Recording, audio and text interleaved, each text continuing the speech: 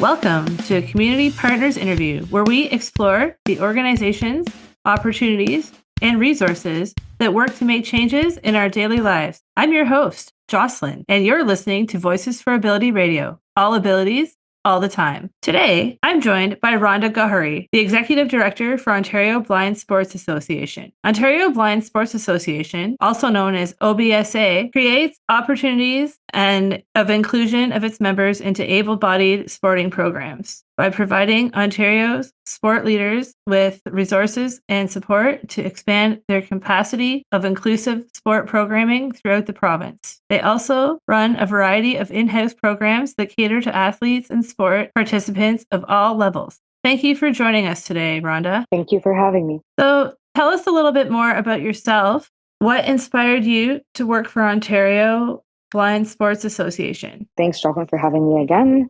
My name is Randa. I'm the Executive Director of Ontario Blind Sports Association, which is an association that provides blind and visually impaired athletes with resources and programs and anything really they need to start playing sport and all the way to pursue the Paralympics. I myself, I work on the strategic planning and operational planning of the organization. Really, it's the passion, it's the work that pays off that really inspired me to be part of OBSA.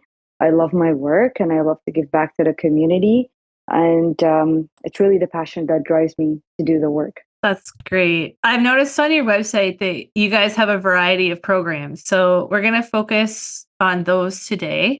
First, can you tell me about the equipment loaning and guide assistance programs? Sure. So equipment loaning is that we provide individuals, blind or fully sighted, with the equipment they need to either play sport, practice the sport, or maybe like schools sometimes they do borrow equipment so that they can introduce blind sports to their students. Equipment loaning ranges from borrowing eye shades, whether like the professional eye shades or soft eye shades, school balls, soccer balls, ski ergs, skis, ski boots.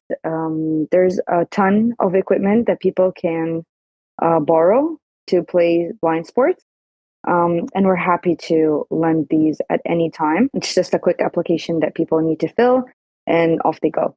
In terms of the guide running program is very specific because it's a process. So for us to pair athletes with guide runners, and those I'm talking about athletics athletes, it's guide runners, they need to go through testing so that we are able to pair the right guide with the right athlete.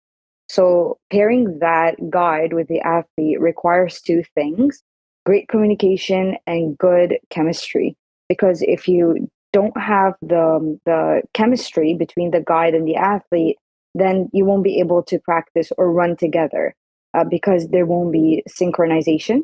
And then with good communication, it's the same idea, is that there needs to be verbal communication on how to guide the athletes. There needs to be tools and techniques on how they understand each other.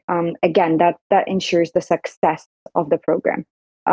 Guides are compensated with that program. So once you become a guide, you're compensated for your effort, because we do believe that as the athlete, same as what the athlete runs, the guide runner runs as well. So they're both doing the exact same work. They're both putting in the exact same effort. So therefore, the guide through this program is funded. That's really good. So I'm assuming you guys fund that then? Yes. Oh, wow.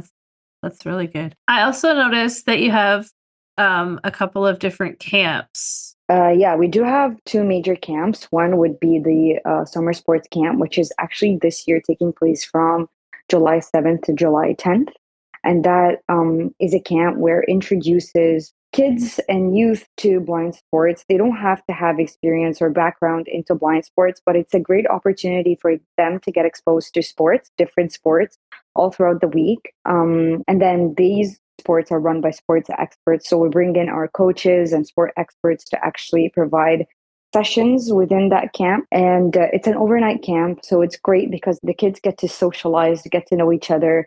Beyond like sports, playing sports, they get to do social activities such as music, going bowling, knowing each other, eating lunch, dinner, just like getting to know each other and socialize, which is a big factor. So that's the first camp, which serves. And where is that camp located? It's a W. Ross McDonald School for the Blind at Brantford. Oh, okay. That camp serves kids and youth.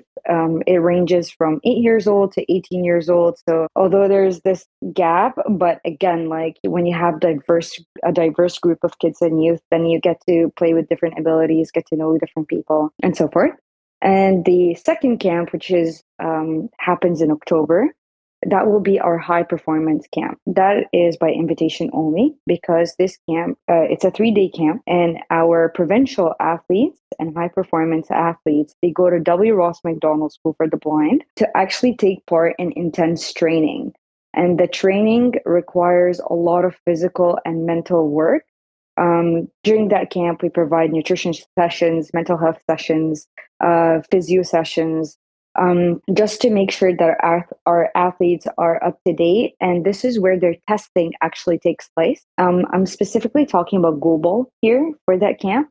Their testing takes place just because this is where we decide who's going to be funded by our Quest for Gold program.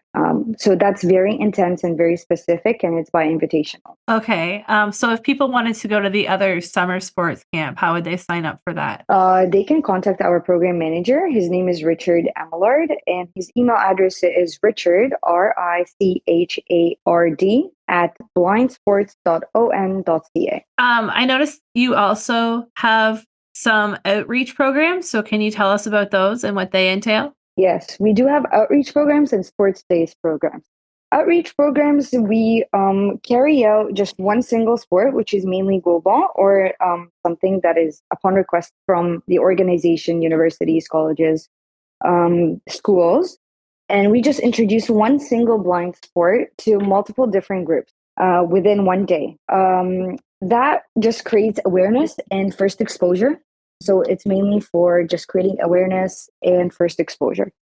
And our our sports camp, our sports days are a program that mainly takes place within either elementary or high school, and where we go in and introduce 4 different blind sports, also run by professional coaches and sport experts. And we introduce young students to blind sports in the hopes of either recruitment or their first involvement.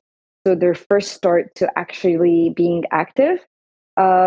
We just hope that maybe after we introduce this program within schools, that maybe the students would be very interested in joining clubs. And we do have multiple different clubs all across the province that introduces different blind sports.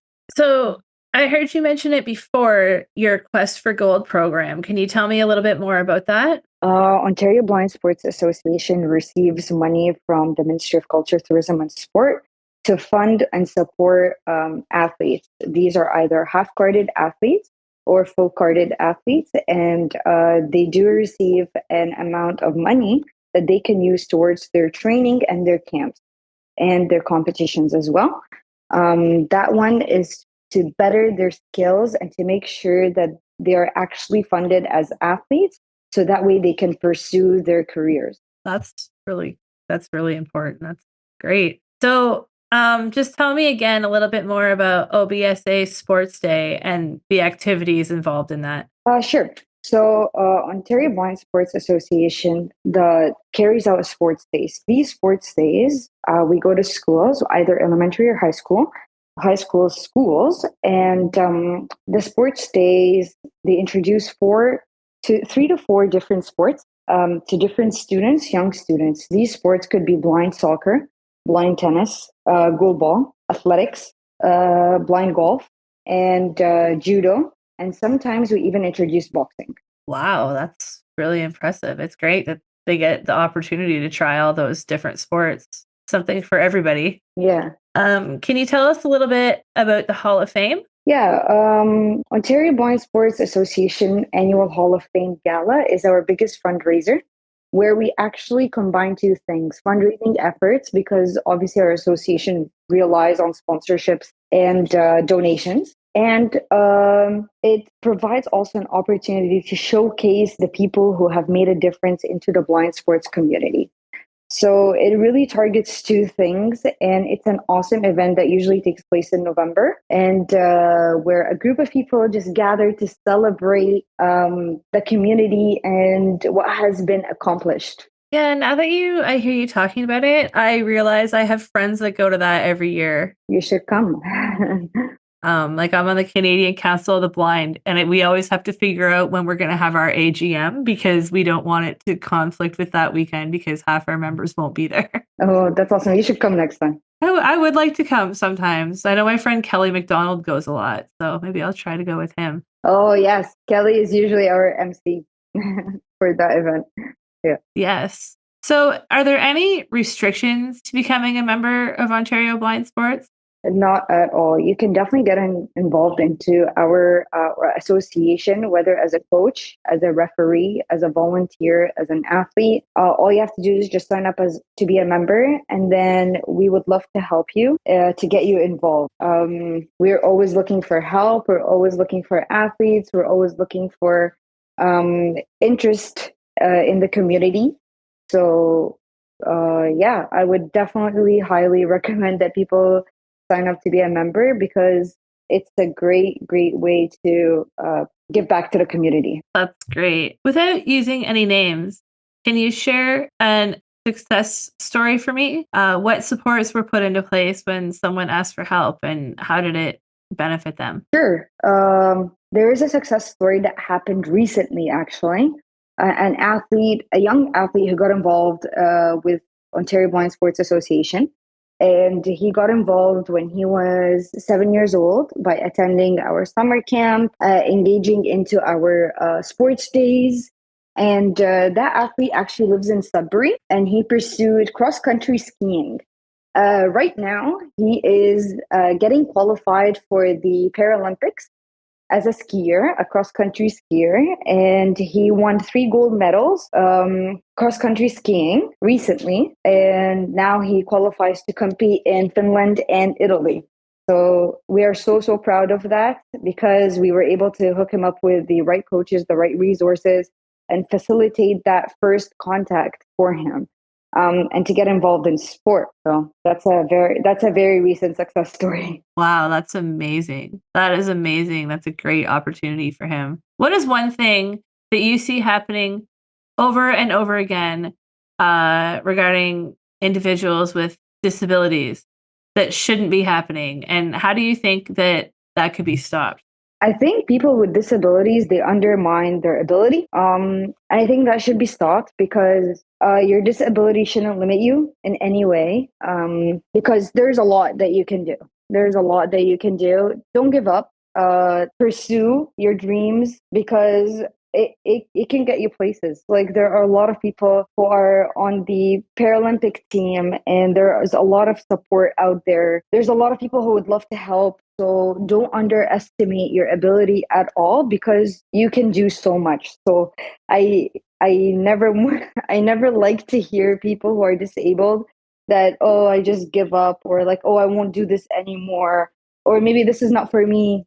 um there's always something for you. Even if it's not sport, there's always something for you. There's music, there's art, there's so much. There are so many examples of success stories outside of sport that have just been very popular and famous, like Andrea Bocelli or Steve Martin. Like these are blind artists who actually hit world records within even music. So there's nothing that can stop you. So don't give up. Yes, that is very true. Are there any events coming up for OBSA that you'd like to talk about today? We have our senior nationals, senior global competitions actually taking place this weekend in Saskatchewan, and we're sending our teams to compete there. So best of luck to them.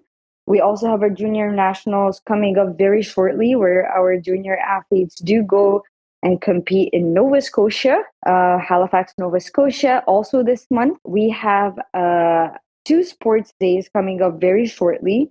And we actually have a partnership with the Wayne Gretzky Sports Center in Brantford, where we introduce different blind sports throughout the next 4 weeks, because already 4 weeks have passed. So for the next 4 weeks, we'll be introducing goalball, blind soccer, judo, and boxing at the Wayne Gretzky Sports Center. And in July, summer sports camp. So this is what's happening for the spring-summer season for OBS. And if people wanted to sign up for your summer sports camp, is there still time to do that, or is it already full? No, definitely. You have plenty of time to still sign up. Awesome. I know it's getting close to summer, so people are looking for things for their kids to do. Yeah, it's a great way to have your kids enjoy and give yourself a break. Yeah. I wish they'd had that when I was a kid. So if listeners are looking for more information, how can they reach out to you? You can either email me, Randa, Randa, at blindsports.on.ca, or you can visit our website to learn more about us, blindsports.on.ca. Or simply, you can just connect with us over social media. We have Instagram, X, which is formerly known as Twitter, and Facebook. That's great, and such a worthwhile organization. I know as a kid, I was involved in it a little bit with track and fields. I don't do that anymore. I couldn't run if I tried, but I know it was a great organization. And thank you for joining us today. And I really enjoyed talking to you and learning more about it. Thank you so much for having me. Yeah, it was my pleasure.